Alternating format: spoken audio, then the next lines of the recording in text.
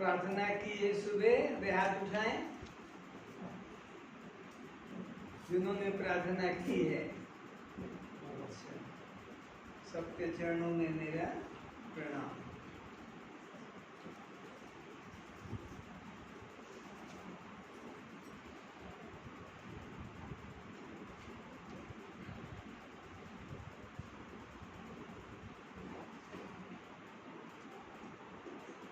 हमें परमात्मा के साथ अपने मन को जोड़ना है।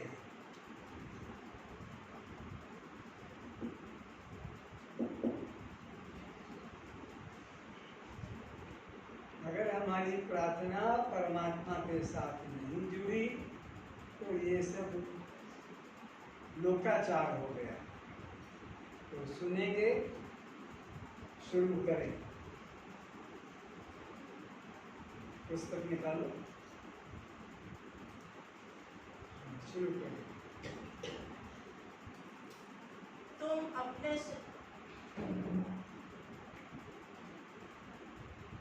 अपने से भिन्न अन्य किसी कल्पित को अपना दृष्टा मान दुखी भयभीत हो रहे हो। क्यों तुम दुखी हो रहे हो?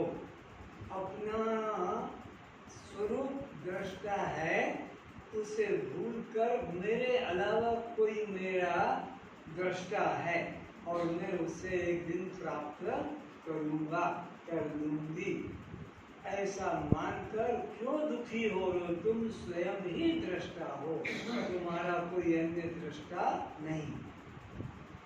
यही तुम्हारे बंधन का कारण है। ये जो विचार है कौन सा, कि मेरे अलावा कोई है दृष्टा और वो मेरे को बंधन से मुक्त करेगा, लेकिन यही बंधन का कारण है कि अपने को दृष्टा न जानकर किसी अन्य को दृष्टा माना। आत्मा अनात्मा, दृश्य अदृश्य, जड़ चेतन, ऐसा भी चिंतन ना करो, केवल चैतन्य रूप ही रहो। तो अब मन में से द्वैत भाव को खत्म करना है। ये दृश्य और मैं दृष्टा, ये जड़ और मैं चेतन, ये अनात्मा मैं आत्मा, ये शव और मैं शिव, ये पर प्रकाश और मैं स्वयं प्रकाश। ये भाव भी अब नहीं करो। ये तो बच्चों वाला भाव है, शुरू वाला, बिगनर्स के लिए, जो कबूतर का आम का ये जैसे पढ़ाई हो रही थी, ऐसे ये अब तो तुम ही एक चैतन्य हो, तुम्हारे अलावा कोई दूसरा चैतन्य नहीं। ये भाव, अद्वैत भाव अंदर जागृत करना है। जब यहाँ दूसरा कुछ है ही नहीं तो क्यों कल्पना का भूत बना उससे स्वयं डर रहे हो? तो तुम जब दूसरा कोई है नहीं, द्वैत कोई है नहीं, तो तुम क्यों ये कल्पना का भूत बनाकर और दुखी हो रहे हो? केवल आत्म स्वरूप में दृढ़ रहो। क्या करना है? केवल बोलो। इसलिए 1 घंटा सुबह, 1 घंटा आपको रात्रि में निकालना ही है, केवल इसीलिए ताकि ये तुम्हारा आत्मभाव और अधिक दृढ़ मजबूत हो सके। मैं ओ हूँ के बीच जो कल्पित उपाधियां आरोपित कर रखी है कि मैं स्त्री हूँ, मैं पुरुष हूँ, मैं पति हूँ, मैं पत्नी हूँ, मैं ब्राह्मण हूँ, मैं गृहस्थी हूँ, मैं उड़िया हूँ, मैं गुजराती हूँ, इन सभी नाम रूप दुखाओं में मैं ढक गया हूँ। तो ये सब उपाधियों में हम फंस गए हैं। अब हमको इन सब उपाधियों से, झंझटों से निकलना। मैं कुछ भी नहीं, मैं केवल एक चैतन्य आत्मा हूँ, न ये हूँ न वो हूँ। ये मन से हटा लो भाव, बच्चे पट्टी हटा लो। चलो, मैं जीव हूँ, मैं ब्रह्म हूँ, मैं शिव हूँ, इन उपाधियों को भी कल्पित जान हटा दे। इन आवरणों से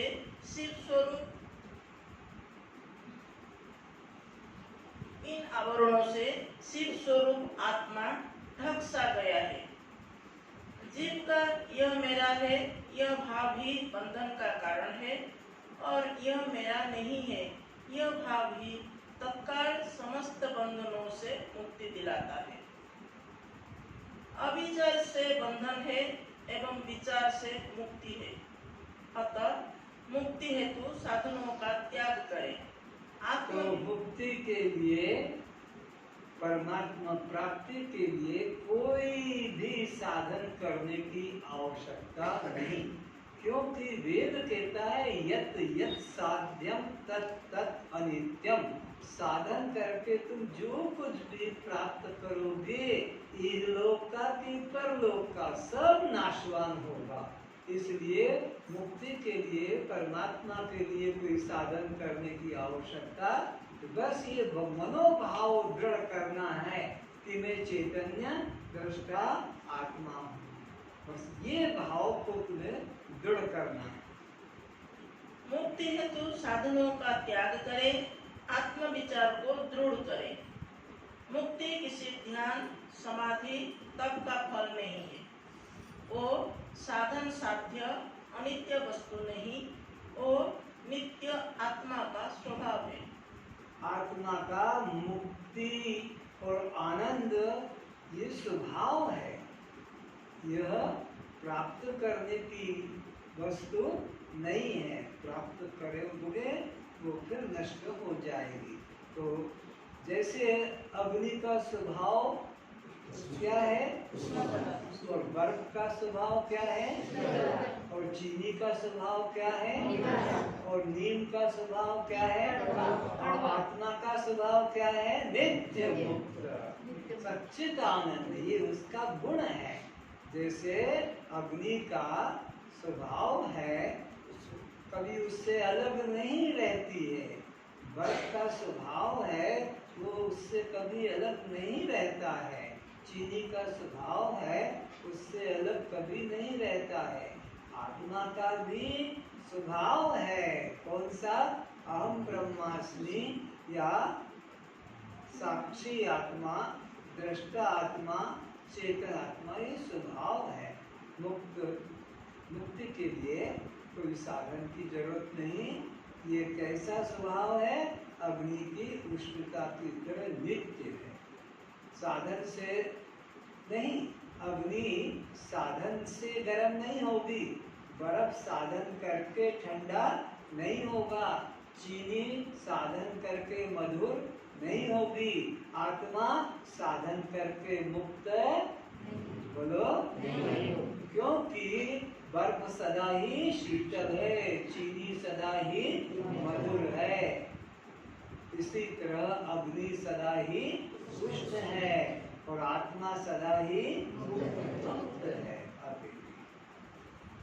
जो पुरुष अंतकाल में मुझको ही स्मरण करता हुआ शरीर त्याग करता है, वो मेरे ही साक्षात स्वरूप परम धाम को प्राप्त हो जाता है। कौन परमात्मा को प्राप्त कर सकेगा? जो अंत समय में प्राण का त्याग करते हैं, प्राण का सभी त्याग करते हैं, उस समय केवल परमात्मा का, केवल साक्षी का, केवल आत्मा का ही चिंतन करके छोड़ेंगे, वो मुझे प्राप्त होते हैं। क्योंकि का अंत मति सो गति, जिसको मरते समय जो विचार आएगा वो उसी को प्राप्त होगा। फिर उसे कभी शरीर धारण करना नहीं पड़ता है, इसमें कुछ भी संदेह नहीं है। उसको फिर पुनर्जन्म लेना नहीं पड़ता। अज्ञानी को पुनर्जन्म लेना पड़ेगा, क्योंकि उसके अंदर तो देह भाव है, कर्ता भाव है, भोक्ता भाव है, नाम जाति का। तो अज्ञानी को जैसे पुनर्जन्म लेना पड़ता है, आत्मनिष्ठ को मनुष्य और धारण करने का जरूरत नहीं पड़ेगा। मनुष्य जीवन और मिलेगा नहीं, कोई भी जीवन नहीं मिलेगा, वो जन्म मरण के चक्र से मुक्त हो जाएगा। हे आत्मन, तू मेरी ज्ञान रूप नौका द्वारा निस्संदेह निर्भयता से संपूर्ण पाप समुद्र से भली भांति तर जाएगा। ये जो ज्ञान नौका भगवान कृष्ण ने तैयार की है कि दुनिया में कितने भी बड़े पापी हों, लेकिन मेरी इस ज्ञान नौका पर आकर बैठ जाएंगे तो निस्संदेह वो भव सागर से पार हो जाएंगे। उनको फिर चिंता नहीं कि अब मैं मुक्ति के लिए साधन क्या करूं, कोई साधन की जरूरत नहीं, बस भगवान कृष्ण के ज्ञान नौका पर बैठ गए। ज्ञानाग्नि सर्व कर्माणि भस्मसात् कुरुते तथा जैसे ध्वंसो समितो अग्नि भस्मसात् कुरुते अर्जुन। अग्नि के भंडार में जैसे कोई आग लगा, ये काठ के भंडार में अग्नि लगा दे तो सब काठ जल के भस्म हो जाएगा। इसी प्रकार इस ज्ञान अग्नि के द्वारा जीव के जन्म जन्म के जो पाप हैं वो भी भस्म हो जाएंगे। पहले जो चिंता थी कि भव सागर से कैसे पार होऊंगा, लेकिन अब क्या है, भव सागर अब सूख गयो है। फिकर नहीं मोहे तरनन की, मोहे लागी लगन गुरु चरणन की। भव सागर ही सूख गया, यानी यहाँ एक ब्रह्म के अलावा दूसरा कोई है ही नहीं, तो कौन बंधन में डालेगा और किसको भव सागर से पार होना है। ये तो तब तक है जब तक सद्गुरु नहीं मिला है, तब तक संसार सत्य लगता है और अब कैसे इससे मैं मुक्त होऊंगा चिंता है। लेकिन जब सद्गुरु मिल गया तो लगा कि एक ब्रह्म के अलावा यहाँ दूसरा कुछ भी नहीं, तो भव सागर ही सूख गया है। जो भी अनन्य भाव से एकमात्र मेरा भक्त होकर मुझको ही भजता है, उसे साधु ही जानना चाहिए। पहले चाहे वो चोर रहा हो, डाकू रहा हो, हत्यारा रहा हो, पापी कुछ भी रहा हो, लेकिन अगर उसने अपना पूरे कुकर्म का त्याग कर दिया, मांस मछली खाना छोड़ दिया, चोरी करना छोड़ दिया, फिर विचार करना छोड़ दिया, हत्या करना छोड़ दिया और एकमात्र परमात्मा का ही चिंतन में जीवन समर्पित कर दिया, अब उसको साधु करके ही जानना, अब उसको कसाई मत जानना, अब उसको हत्यारा मत जानना, अब उसको पापी चोर मत जानना, क्योंकि पहले था अज्ञान काल में ये सब कर्म हो रहे थे, पर अब उसको सच्चा कोई सद्गुरु मिल गया और उसकी मनोदशा को उलट दिया। उलट गई मोरी नैन पुतरिया, जो दृश्य को सत्य मान रहा था अब दृष्टा की तरफ झुक गया।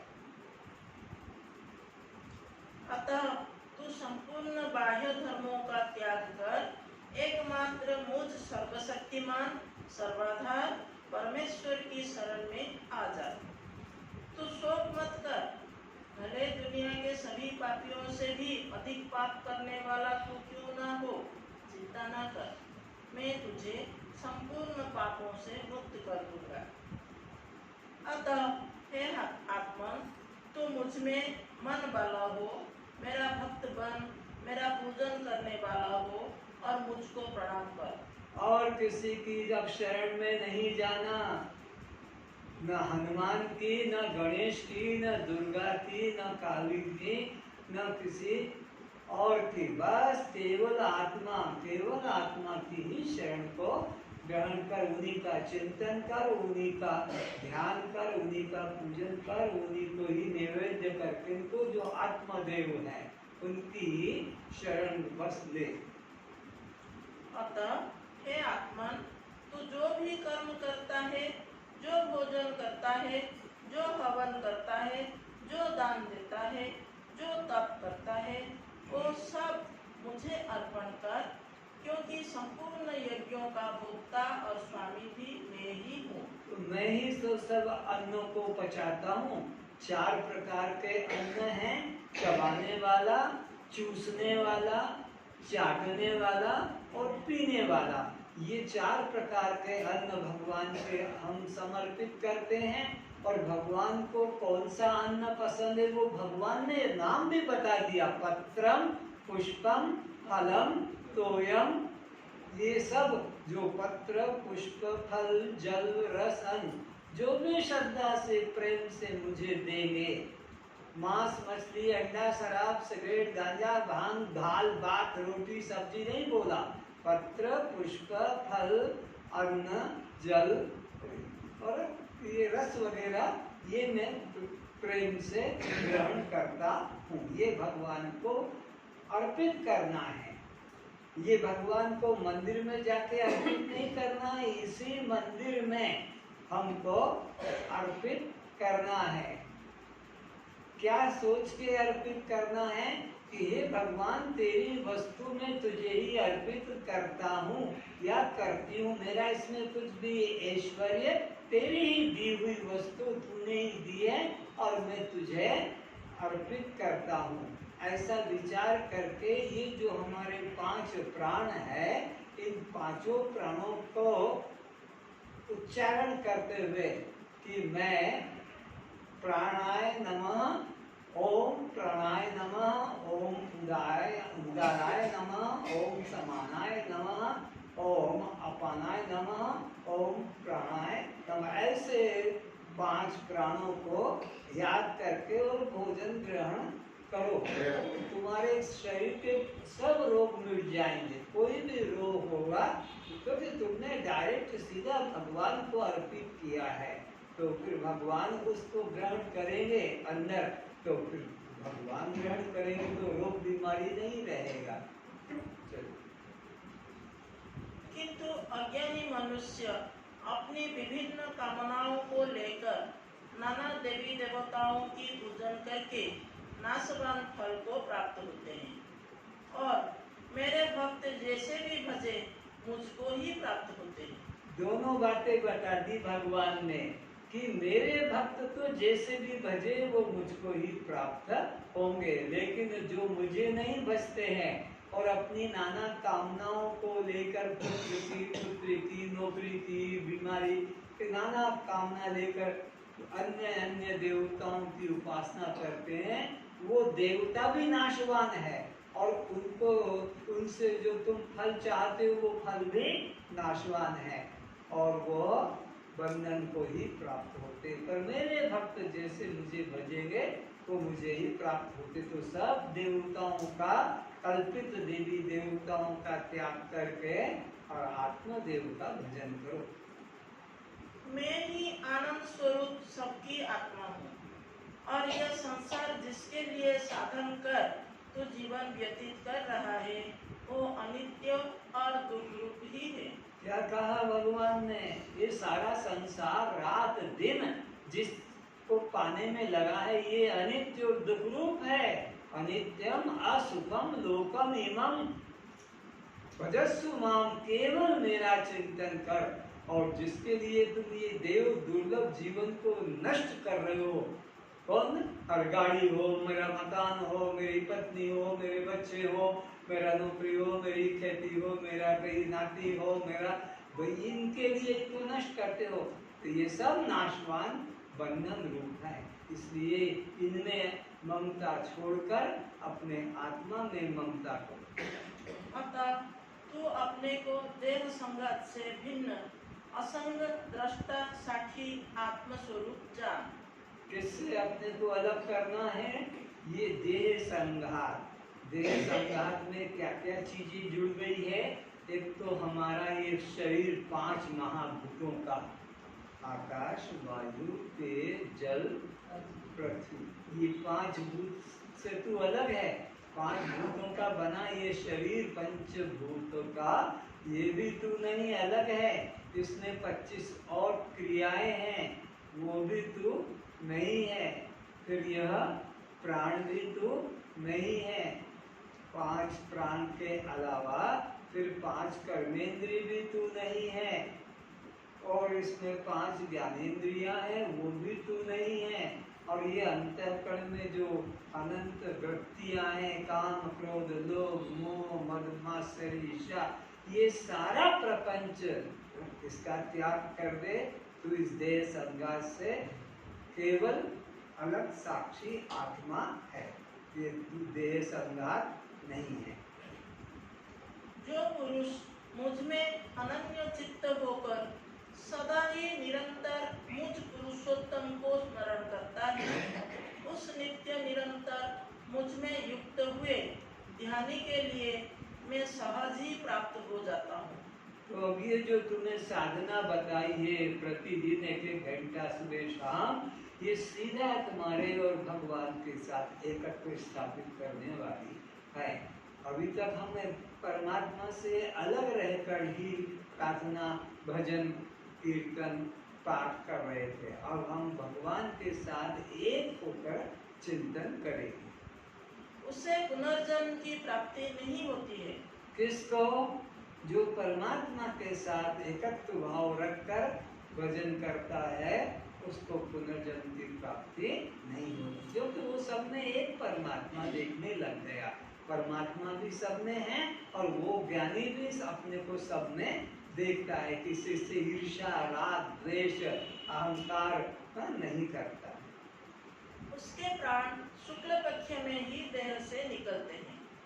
वो परम सिद्धि को प्राप्त होकर, वो भाग्यवान पुरुष मुझको प्राप्त होकर दुखों के घर एवं क्षण भंगुर मानव जीवन को प्राप्त नहीं होता है, किंतु वो व्यक्ति परम महात्मा को प्राप्त होगा। क्यों होगा? कि अब वो निरंतर अभ्यास करने में लग गया, तो अंत में उसको वही याद आएगी।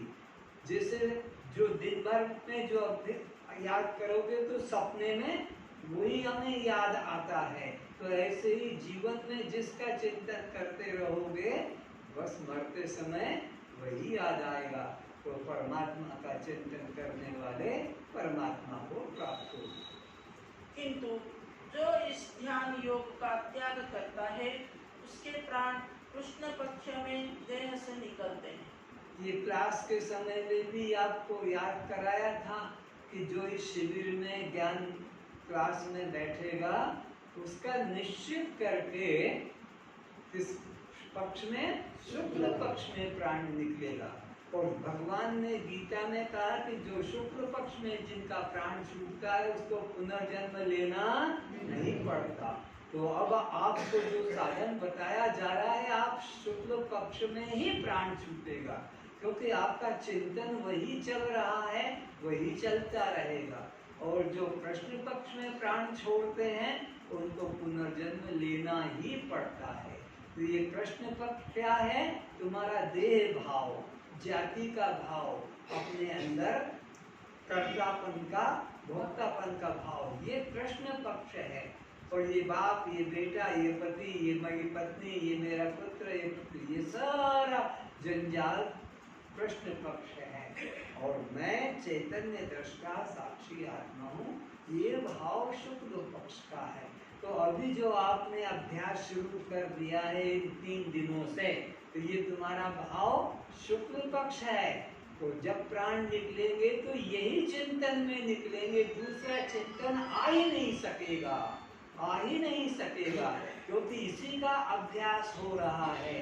तो जो अभ्यास करोगे, उसी अभ्यास में प्राण निकलेगा। उसके लिए वो दुखों के घर, कीट, पतंग, सांप, चूहे आदि महान दुखों की योनियों को प्राप्त होते हैं।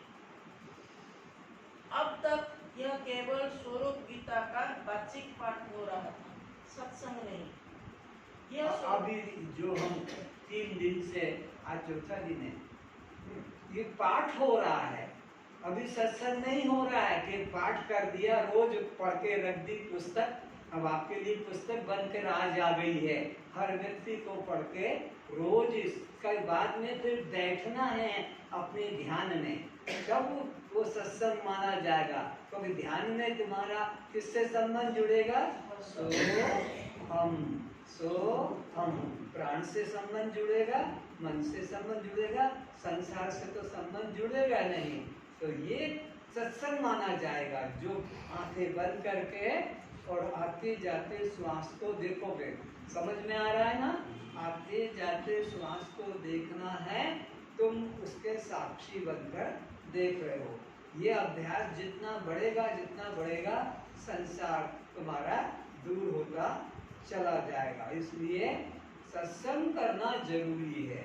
अभी वो भजन लंबा कितना बोल गई, 15 मिनट 10 मिनट गा रही है, कुछ संबंध जरूर नहीं रहा परमात्मा से।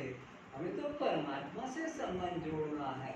तो इसलिए उसके लिए पाठ पढ़ के, ये पुस्तक पढ़ के रख कर और फिर अपने अंदर में डूबना है श्वास के साथ। चलो, यह स्वरूप गीता पाठ सत्य की ओर चलने के लिए सद्गुरु का आवश्यक महत्वपूर्ण प्रेरणादायक उपदेश है। इसे पढ़कर ना छोड़ दें, प्रतिदिन इसको अवश्य पढ़ें और अभ्यास के रूप में ध्यान में बैठें।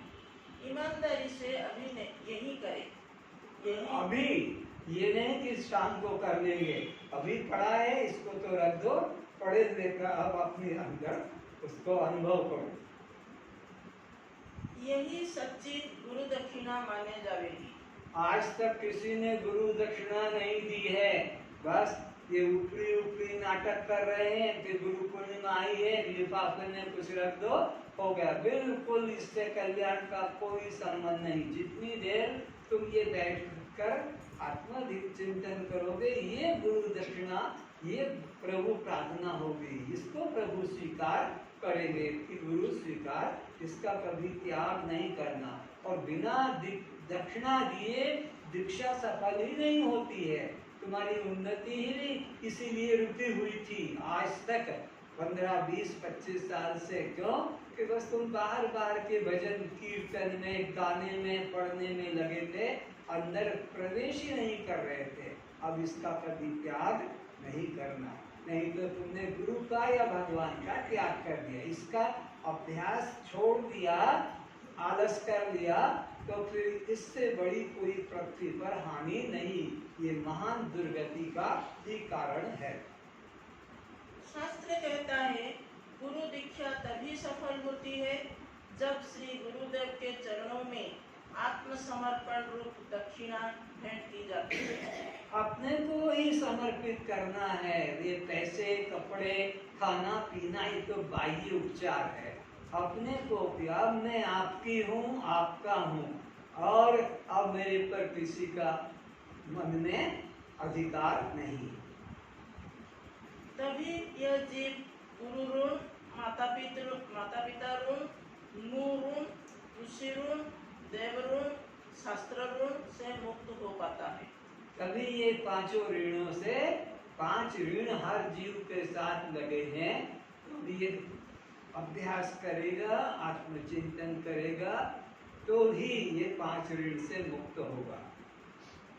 तुमने चाहे 1 से लेकर 100, 1000, लाख, करोड़ का दान भी क्यों ना किया हो। फिर से सुनो, 1 रुपए से लेकर 1 करोड़ तक का भी अगर तुमने दान कर दिया, तो भी उससे कल्याण का कोई संबंध नहीं। तुमने चाहे 1 से लेकर 100, 1000, लाख, करोड़ का दान भी क्यों ना किया हो, वो सतोगुणी, रजोगुणी, तमोगुणी भावना से किसी सतोगुणी, रजोगुणी, तमोगुणी व्यक्ति को क्यों ना दिया हो। तो अब तुम्हारी भावना पर भी विचार करना है। 1 लाख, 1 करोड़ जो भी दिया, तुम्हारी भावना क्या है? उसमें अपना स्वार्थ है कि दूसरे का हित छुपा हुआ है? तो उस पर भी उसका फल बनेगा कि तुमने यह देवताओं को अर्पित किया है, कि संसारी आदमी को अर्पित किया है, कि कोई तमोगुणी शराबी, मांसाहारी, जुआड़ी को कुछ दान दिया है। तो उसका भी फिर वो जैसा उपयोग करेगा उसी हिसाब से तुम्हें फल मिलेगा। लेकिन मुक्ति का कोई संबंध नहीं है। सतोगुणी, रजोगुणी और तमोगुणी 3 प्रकार का दान होता है, और 3 तरह के लोग होते हैं। सतोगुणी प्रकृति के भगत लोग, दान धर्म करने वाले, रजोगुणी शादी ब्याह, नौकरी, खेती, व्यापार करने वाले, और ये मांस मछली खाने वाले, हत्या करने वाले। तो 3 तरह के मनुष्य, सतोगुणी, रजोगुणी, तमोगुणी, और 3 तरह का ही दान, सतोगुणी दान, रजोगुणी दान और तमोगुणी दान। उससे फिर 3 प्रकार की गति मिलेगी। या तो देवगति मिलेगी सतोगुणी दान वालों को, और मृत्यु लोक मिलेगा रजोगुणी दान वालों को, और तमोगुणी दान वाले को अधोगति प्राप्त होगी। पर यदि उस व्यक्ति ने आपसे उस प्राप्त धन का सतोगुणी, रजोगुणी, तमोगुणी रूप में उपयोग या दुरुपयोग किया है, तो उसी अनुसार उसका पुण्य या पाप आपको प्राप्त होगा। इस प्रकार के 1 से करोड़ धनराशि द्वारा आपका कल्याण से कोई संबंध नहीं है।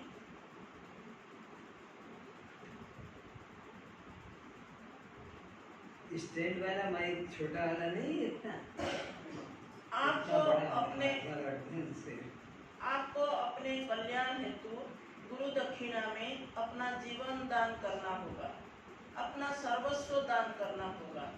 वो सर्वस्व धन आपके प्राण है। गुरु नित्य निरंतर वंदनीय है, इसीलिए प्रतिदिन पूजनीय वंदनीय गुरुदेव को एक घड़ी आधी घड़ी एकांत स्थल में सुविधा अनुसार बैठ नेत्र बंद कर श्वास का हवन अर्थात ज्ञान यज्ञ द्वारा आराधना पूजा करने की प्रतिज्ञा लेकर बैठना होगा।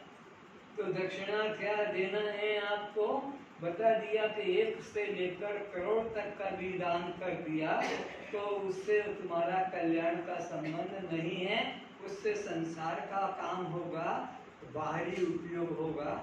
लेकिन तुम्हारा कल्याण कब होगा? जब अपने श्वासों को अर्पित करिए। तुम्हारी असली पूंजी क्या है? प्राण।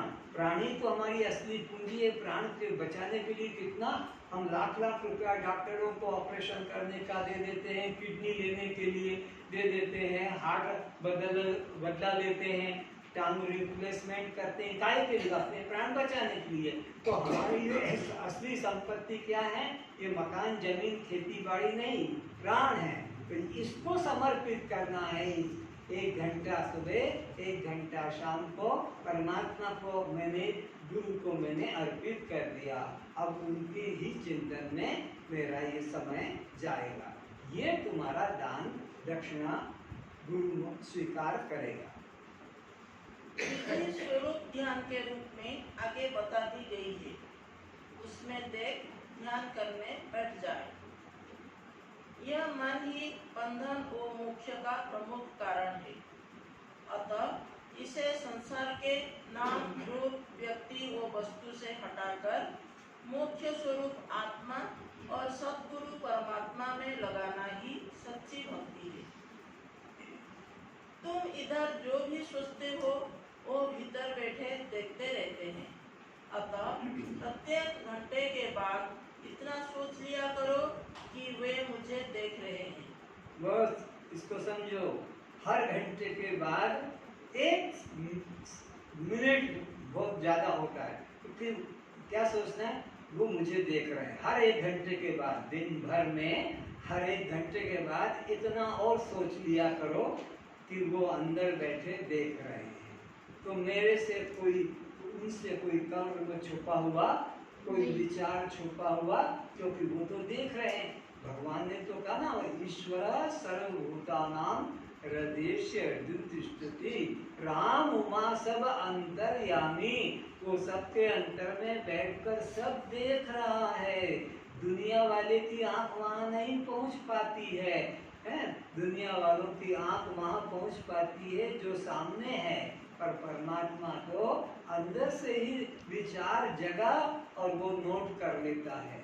तो हर व्यक्ति को, जितने बैठे हैं सुन रहे हैं, वो जो 1-1 घंटा तो साधना नियमित उनको गुरु दक्षिणा देना ही है। उसमें तो चोरी करना ही नहीं है। कोई भी जरूरी काम आ जाए तब भी उसको करके ही सोना है, उसको करके ही खाना है, ये तो है। लेकिन अपने और दिन भर की क्रियाओं में भी परिवर्तन लाने के लिए कि दिन में भी कोई हमसे गलत काम न हो, तो क्या विचार करो कि अपने घर में कहीं पर भी कोई दीवार में, ताक में, टेबल पर क्या सोचो कि भगवान बैठे हैं और वो मुझे देख रहे हैं। जैसे घर में दादा की, कोई दादी की, नाना की, नानी की, बूढ़ा आदमी बैठा है अपना, और घर के लोग सब अपना अपना काम कर रहे हैं।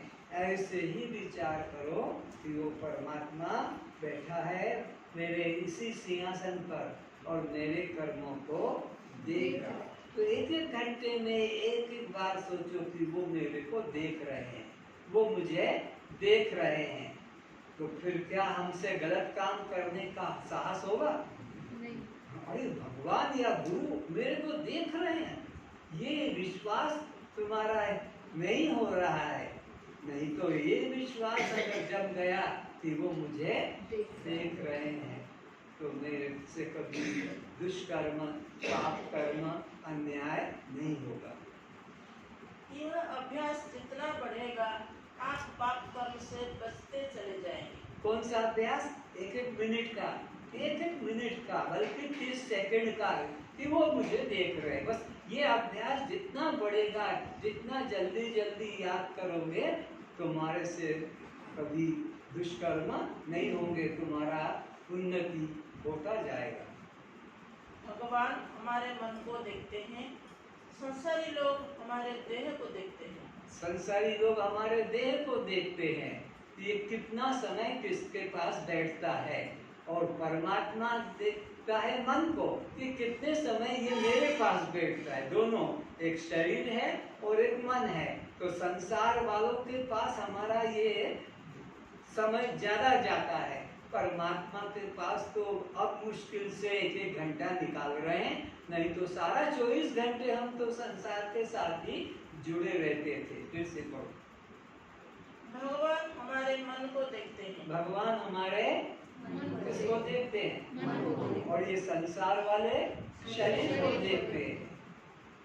संसारी लोग हमारे देह को देखते हैं कि यह ज्यादा देर इसके साथ रहता है।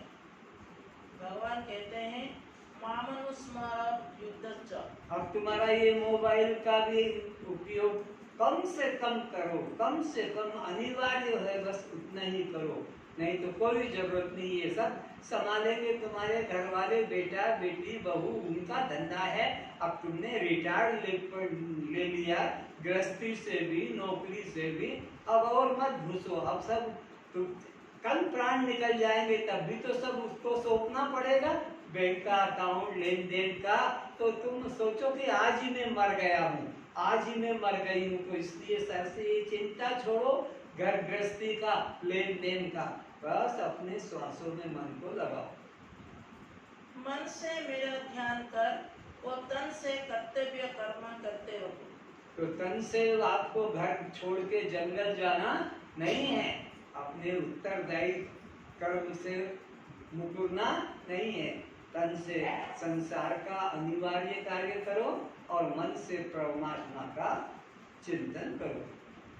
सर्वप्रथम भगवान या श्री गुरु को ध्यान में हृदय सिंहासन पर बैठावे, फिर किसी 1, 2, 2.5 अक्षर के जाप का हवन श्वास प्रश्वास में करे। तरीका बता रहे हैं कि भगवान को कोई भी एक छोटा से छोटा 2 अक्षर का, 1 अक्षर का, 2.5 अक्षर का कोई एक नाम चुन लो, क्योंकि ये श्वास अंदर जाएगा और बाहर आएगा, खाली खाली ये जाएगा तो ये फिर बाहर भटक जाएगा, इसलिए इसको कुछ काम दे दो।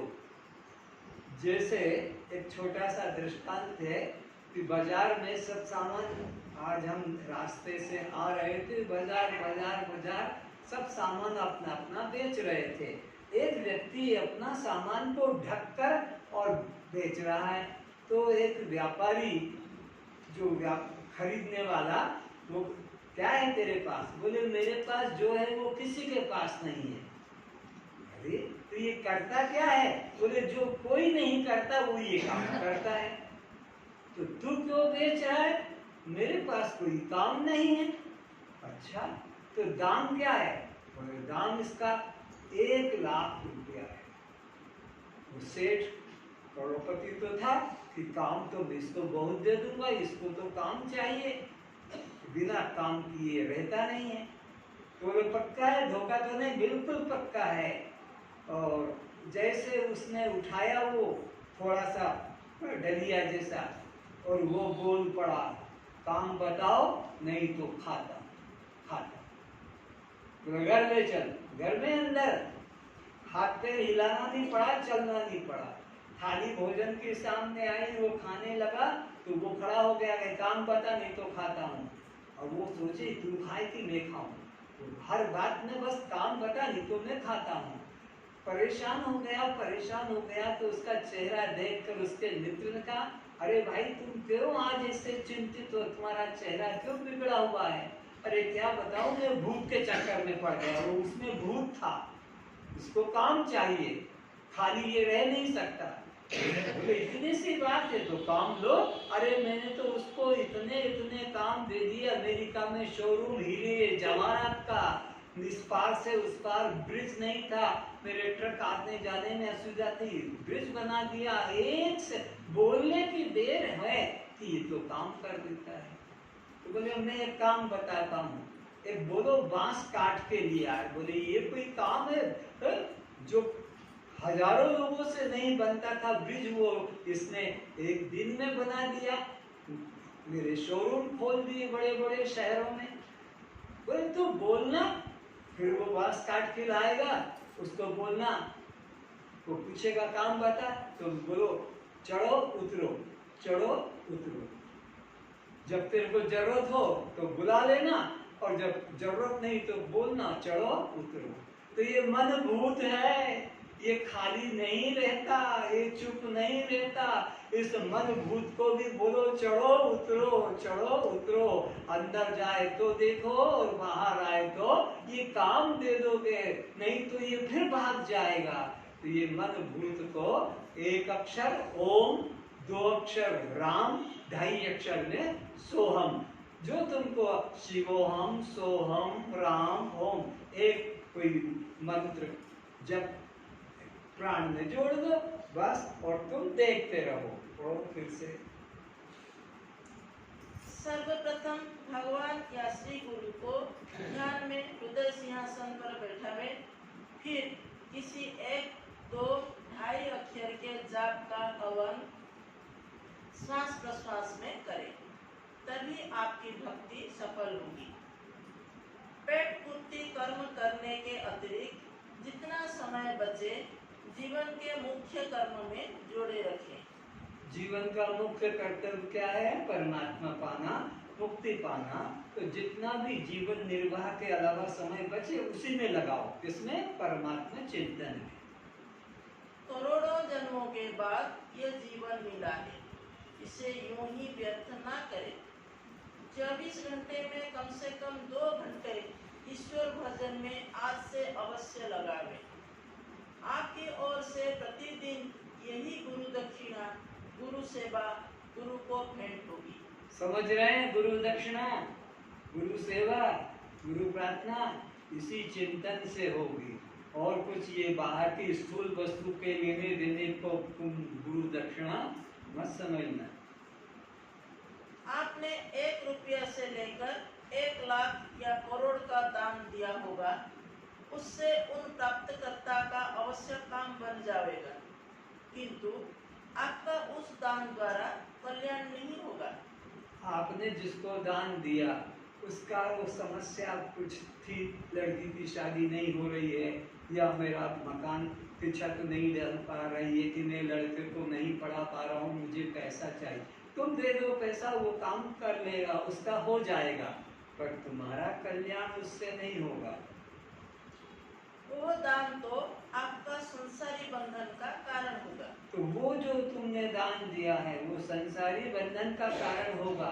कौन सा? स्वर्ग मिल जाएगा। निष्काम भाव से तुमने दान दिया, उपयोग उसने अच्छा कर लिया तो स्वर्ग मिल जाएगा, दुरुपयोग किया तो नरक मिल जाएगा। तुम्हारा कल्याण नहीं, वो तो संसार बंधन का कारण होगा। पुण्य कमाओगे तो भी संसार है, और पाप करो तो भी संसार है। पाप कर्म को पाप तो जाने सब जग कोय, पुण्य कर्म भी पाप है कहे निरंजन कोई। पुण्य कर्म भी पाप है, ये तो कोई ज्ञानी संत ही कहता है। पाप को तो पाप दुनिया बता देती है कि पाप कर्म तो पाप है, जाने सब जग कोय। पुण्य कर्म भी पाप है कहे अनुभवी कोई। तो इसलिए तुम्हारे बंधन का ही वो कारण बनेगा। तुम्हारा कल्याण उस दान से नहीं होगा, जिसको दिया उसका तो लाभ हो जाएगा जो जरूरत थी। परिवार के लिए किया तो उन्हीं के मध्य में फिर जन्म लेना पड़ेगा। भगवान संबंध में दान दिया तो भगवान के लोग स्वर्ग आदि से पुनर्जन्म मिलेगा। किसी महापुरुष सद्गुरु के प्रति किया तो संसार से सदा के लिए तुम्हें मुक्ति की प्राप्ति हो ये जाएगी। 3 तरह का अंतर भी बताया जा रहा है कि तुमने किसके प्रति दान किया। देवताओं के प्रति किया तो तुम्हें स्वर्ग की प्राप्ति हो जाएगी। तुमने किसी संसारी व्यक्ति को दिया तो तुमको यहाँ संसार में यश मिल जाएगा, और तमोगुणी दान दिया तो तुम्हें अधोगति होगी। फिर से पढ़ो तीनों का।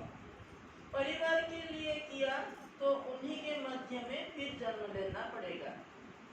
भगवान संबंध में दान दिया तो भगवान के लोक स्वर्ग आदि से पुनर्जन्म मिलेगा। किसी महापुरुष सद्गुरु के प्रति किया तो संसार से सदा के लिए तुम्हें मुक्ति की प्राप्ति हो जाएगी। किसी सद्गुरु के प्रति तुमने निष्काम भाव से दान दिया तो तुम्हें सदा के लिए वो मुक्ति मिल जाएगी। देवताओं के लिए किया तो स्वर्ग मिल जाएगा, संसारियों के लिए दिया तो संसार में आना पड़ेगा। परीक्षा हाल में विद्यार्थी उस सीमित समय में अति शीघ्रता से अधिक प्रश्नोत्तर करने की चेष्टा करता है। दौड़ के खेल में खिलाड़ी अधिक से अधिक कदम तीव्र गति से बढ़ाने में तन मन जीवन तक लगा देते हैं। मृत्यु की घंटी बजने ही वाली है।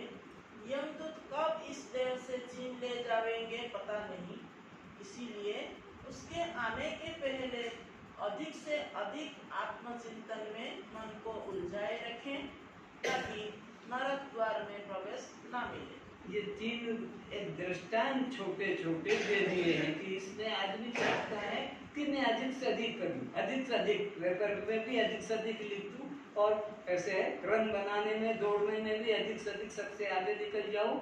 और इसी प्रकार तीसरा, मौत आने के पहले जल्दी से जल्दी ज्यादा से ज्यादा मैं भगवान का भजन करूं, बढ़ाने की कोशिश करता है। जैसे क्रिकेट खेल में बैटिंग कर तेजी से दौड़कर अधिक से अधिक रन बनाने में खिलाड़ी अपनी पूरी शारीरिक शक्ति लगा देता है, इसी प्रकार मृत्यु के क्षणों में विवेकी जीव मन को प्रत्येक श्वास को आत्मनिष्ठा आत्मचिंतन में ही लगाता है। सत्संग का तात्पर्य केवल वार्ता शास्त्र पाठ नहीं। सुन लिया, इसको फिर सुनो। सत्संग का तात्पर्य केवल वार्ता शास्त्र पाठ नहीं, अपितु ध्यान चिंतन से है। ध्यान चिंतन हो रहा है अपना स्वरूप का तो सत्संग है, और नहीं तो वो लंबा जैसे अभी गीत गा के बता दिया इतना लंबा का कोई भजन या ये पुस्तक पढ़ के ही रख दिया, ये सत्संग नहीं है। पुस्तक भी है, प्रेरणादायक है कि तुमको सत्य में जोड़ेगी, इसलिए रोज पढ़ना भी है इसे। इतना मैटर जो अभी सुन रहे हो कोई तुम्हें ग्रंथ में नहीं मिलेगा। सारे विश्व के जितने ग्रंथ हैं सब बात उसी में लिखी है, पर ऐसे ऐसे बिखरी यहाँ वहाँ इसमें उसमें, यहाँ एक ही निष्ठा बढ़ाने वाला होगा। सत्य वस्तु आत्मा में मन को खड़ा करना है। आत्मा सत्य तो है पर दिखाई नहीं पड़ती, इसलिए आत्म स्वरूप परमात्मा को जो पा चुके हैं उन संत में अपने मन को संसार चिंतन से समेट कर लगाना होगा, तभी सद्गुरु शरणागति मानी जाएगी। भगवान सद्गुरु की शरणागति मानी जाएगी, नहीं तो पत्नी की बच्चों की शरणागति हो रही है, बाप माँ की शरणागति, संसार वालों के ही लिए तुम जीवन खत्म कर रहे हो। गुरु के भगवान के प्रति नहीं हो रहा था, अब तुम्हारा इन 3 दिनों से गुरु भगवान के प्रति समर्पण हो रहा है। भगवान बुद्ध भी अपने शिष्यों को कहते थे कि मैंने जो तुम्हें उपदेश दिया है उस पर अगर तुम चलते हो तो तुम दूर रहकर भी सदा मेरे पास ही हो। गुरु तुम्हारा अमेरिका इंग्लैंड में हो कि कहीं भी हो, लेकिन तुम्हारा मन उसके प्रति है तो तुम उसी के पास हो। और तुम गुरु के पास बैठे हो और मन संसार में है तो फिर तुम गुरु के पास नहीं हो, संसार में फंसे हो। थोड़ा इसमें भगवान बुद्ध भी अपने शिष्यों को कहते थे कि मैंने जो तुम्हें उपदेश दिया है उस पर अगर तुम चलते हो तो तुम दूर रहकर भी सदा मेरे पास ही हो, और यदि तुम मेरे उपदेश का पालन नहीं करते हो तो तुम मेरे पास रहकर भी मुझसे बहुत दूर हो। आ गया ना समझ में? अपो दीपो भव, अपना दीपक स्वयं बनो। यस्य देवे पराभक्ति यथा देवे तथा गुरु तस्यस्ते कथिता यथा प्रकाश्यन्ते महात्मनः। ध्यानमूलं गुरुर्मूर्ति, पूजमूलं गुरुपदं, मंत्रमूलं गुरुर्वाक्यं, मोक्षमूलं गुरुकृपा। गुरु ब्रह्मा गुरु विष्णु गुरुदेव महेश्वर, गुरुदेवो साक्षात् परं ब्रह्म, तस्मै श्री गुरवे नमः। त्वमेव माताश्च पिता त्वमेव, त्वमेव बन्धुश्च सखा त्वमेव, त्वमेव विद्या द्रविणं त्वमेव, त्वमेव सर्वं मम देव देव। असतो मा सद्गमय, तमसो मा ज्योतिर्गमय, मृत्युर्मां अमृतं गमय। तो ये जो तुम बोल तो सब लेते हो, तुम्हें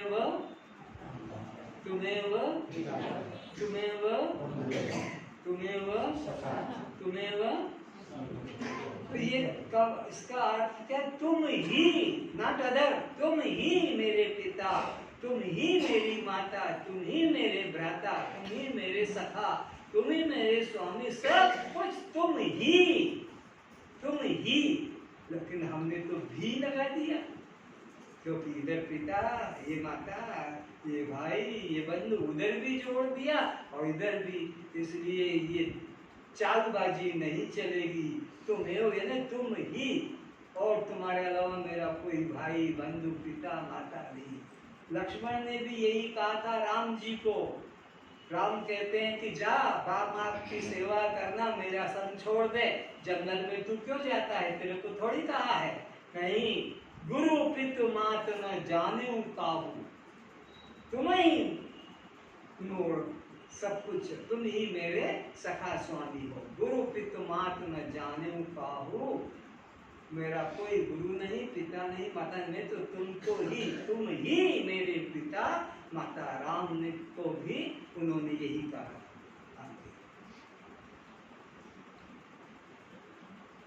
अच्छा, तो 5 मिनट के लिए आंखें बंद करके बैठ जाओ और बस श्वास के पीछे मन को लगा दो। श्वास तो चल ही रहा है, उसके पीछे मन को लगा दो और मन को आदेश दो कि तुम देखो श्वास किधर है। मन को तुम आदेश दो कि श्वास देखो किधर, ढूंढो ढूंढो किधर है श्वास, किधर जा रहा है। बस एक काम, मन के को लगा दो श्वास के पीछे। अंदर जाए तो देखो, रुक जाए तो देखो, बाहर आए तो देखो, बाहर रुक जाए तो देखो, बस केवल देखो, केवल देखो। मन लग गया, अब संसार से हट गया और गुरु परमात्मा में लग गया, जुड़ गया, क्योंकि प्राण परमात्मा से जुड़े हैं और मन प्राण में जुड़ गया। ये प्राण परमात्मा चला रहा है, परमात्मा की शक्ति से ही भीतर बाहर हो रहा है। तो अब इस प्राण के साथ मन को जोड़ दो, वो अंदर जाए मन भी प्राण के साथ परमात्मा तक, और फिर ये मन लौट कर आए बाहर और फिर बाहर से अंदर। तो ये बार बार परमात्मा से तुमको जोड़ता रहेगा, क्योंकि प्राण परमात्मा से जुड़े हुए हैं। अंदर गया तो भी प्राण को परमात्मा ही ले रहा है, बाहर ला रहा है परमात्मा, इसको परमात्मा ही ला रहा है प्राण को चलाने वाला परमात्मा। और तुम्हारा मन अब प्राण के साथ जुड़ गया, तो बस हर श्वास में यही चिंतन करो, देखते रहो प्राण किधर जा रहा है। मन भूत को बाहर के कामों से हटाकर अपने मतलब के काम में लगा दो। मन को काम चाहिए, नहीं तो तुम्हें फिर वो संसार में खींच ले जाएगा। इसलिए मन को प्राण के साथ जोड़ दो तो वो परमात्मा में खींच ले जाएगा।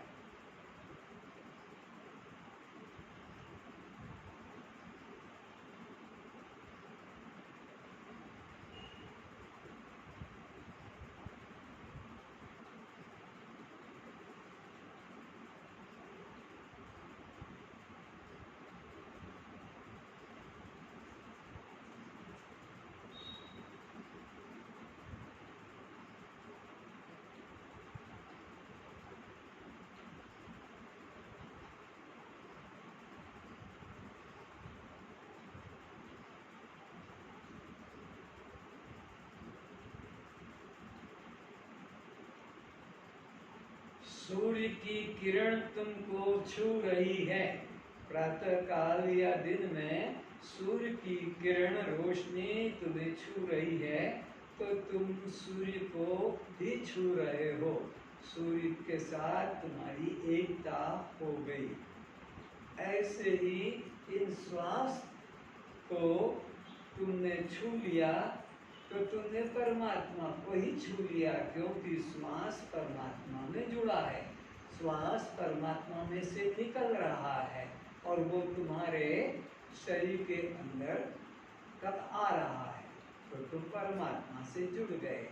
सूरज की रोशनी सूरज से निकलकर तुम्हें छू रही है तो तुमने सूरज को ही छू लिया है, क्योंकि किरण सूरज से अलग नहीं। इसी तरह ये प्राण परमात्मा से अलग नहीं। तुमने प्राण को छू लिया और तुम परमात्मा को ही छू गए।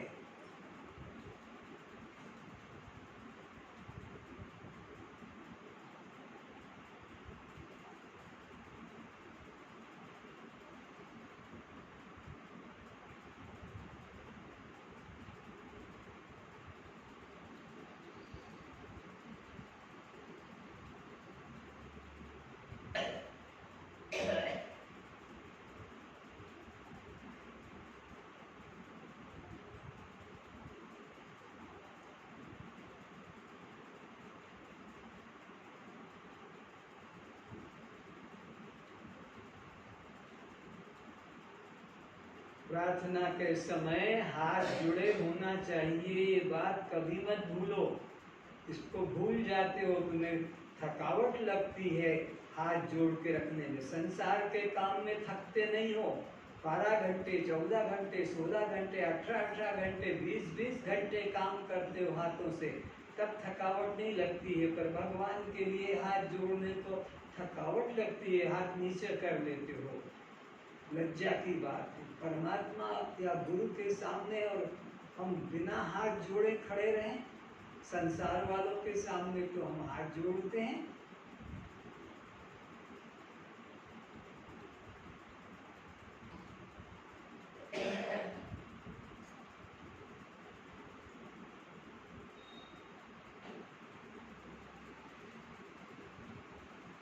परमात्मा तुम्हारी प्रार्थना कभी स्वीकार नहीं करेगा, क्योंकि तुमने सम्मान के सहित प्रार्थना नहीं की है, आदर भाव के साथ प्रार्थना नहीं की है।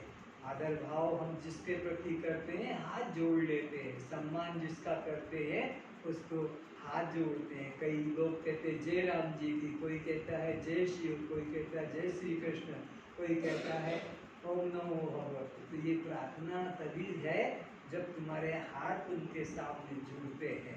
हाथ जोड़कर प्रार्थना होती है। संसार में भी बड़े लोगों से अपना काम कराना है तो हाथ जोड़कर, तो भगवान से गुरु से भी हमको प्रार्थना करना है अपने कल्याण की, हाथ जोड़कर।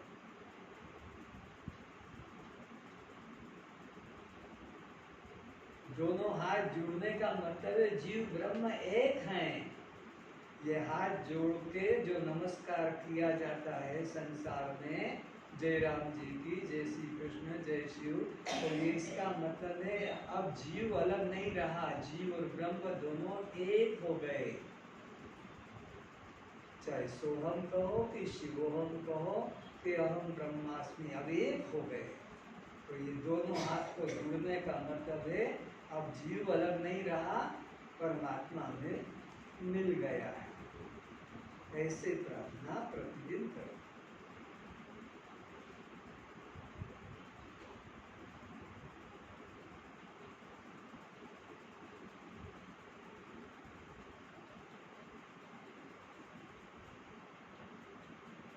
परमात्मा को, गुरु को हमेशा सम्मानित करना है, अपमानित नहीं करना, तिरस्कार नहीं करना, सम्मानित करना। तभी उनके मन में हमारे कल्याण की करुणा जगेगी। वो करुणा सागर है और करुणा करके ही जीवन दिया है। कब करी करुणा नर देही, नर देही जो मिला है उन्हीं की दया से मिला है, ये उनको नमस्कार वंदन करना ही चाहिए।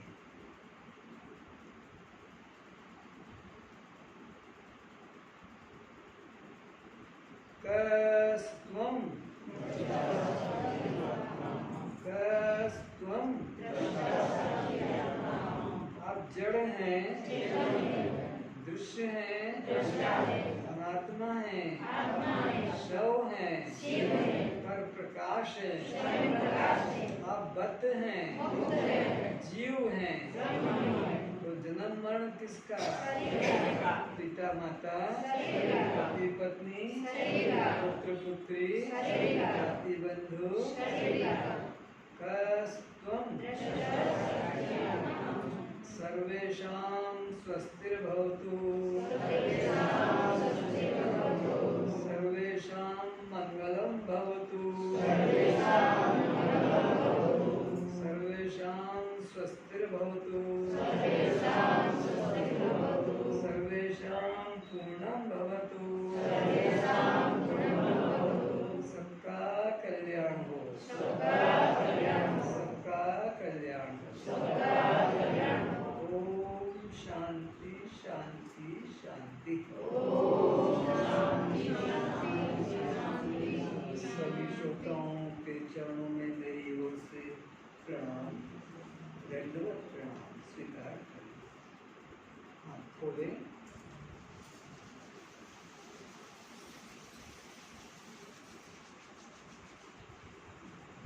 प्रतिदिन ये पाठ पढ़ना भी है और पाठ पढ़ के फिर अभी जैसे कम समय था तो 5 मिनट के लिए बिठाया, आपको तो पूरे समय बैठना